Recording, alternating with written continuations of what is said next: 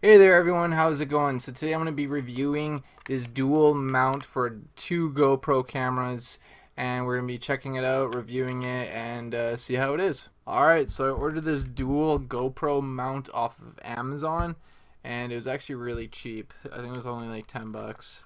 So yeah, let's check it out. Let's test it and review it. I thought this would be really cool because then I could have one camera facing me and then one camera, filming whatever it is. So it'd be good for like blogs or vlogs and skateboard contests and stuff.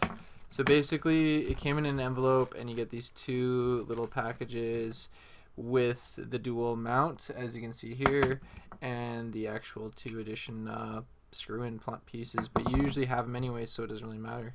Alright, so I got a GoPro Hero Session and a GoPro Hero 5, but it says Hero 6 because that's what the case said. We're going to hook these up and then see how it is. And I guess you could either have this one beside it facing the same way, so you could do like a side-by-side comparison. So you could do like a GoPro Hero 5 Black versus the GoPro Hero Session.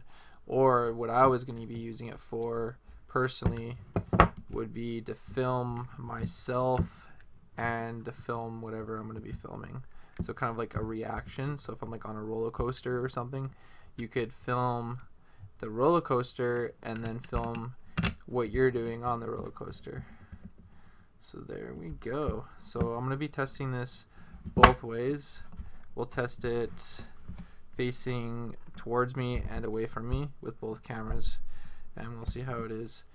Yeah, so there you go. Alright, so there you go. It's all attached to the cam caddy.